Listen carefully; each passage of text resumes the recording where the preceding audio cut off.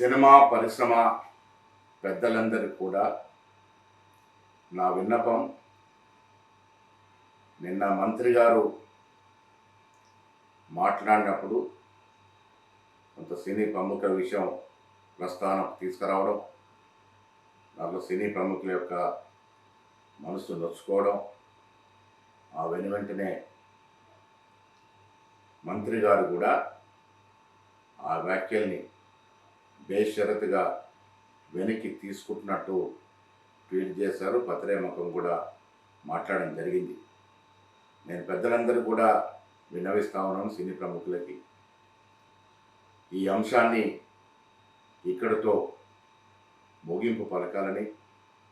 ఇక్కడ ఇరువైపులా మహిళలే ఉన్నారు.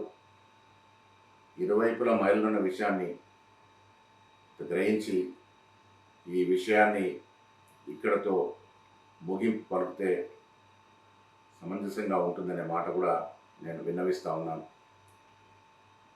మంత్రి గారు కూడా రాత్రి ట్వీట్ చేస్తూ ఆవిడ చెప్పిన మాటలు, నా వ్యాఖ్యలు యొక్క ఉద్దేశం మహిళల పట్ల అహంకార ధోరణి ప్రశ్నించడమే కానీ మీ యొక్క మనోభావాల్ని దెబ్బతీయడం కాదు.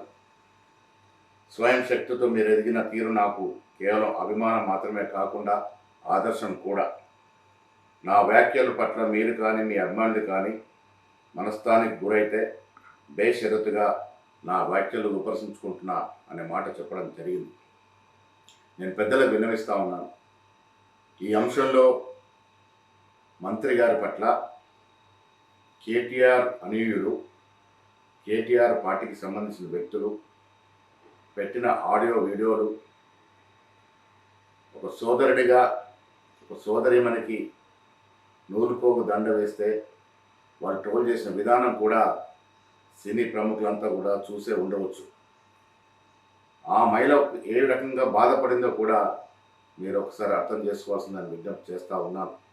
ఏది ఏమైనప్పటికీ ఇరువైపుల మహిళలు ఉన్నారు కాబట్టి ఈ సమాజంలో ఒకరి గురించి ఒకరు చెడుగా మాట్లాడే సంప్రదాయం లేదు కాబట్టి ఆవిడ బేషరతుగా ఆవిడ వ్యాఖ్యల్ని ఉపసంహరించుకుంది కాబట్టి ఈ అంశాన్ని ఇక్కడితో ముగింపు పలకాలని నేను సినీ ప్రముఖులకు పెద్దలందరూ కూడా విజ్ఞప్తి చేస్తూ ఉన్నా.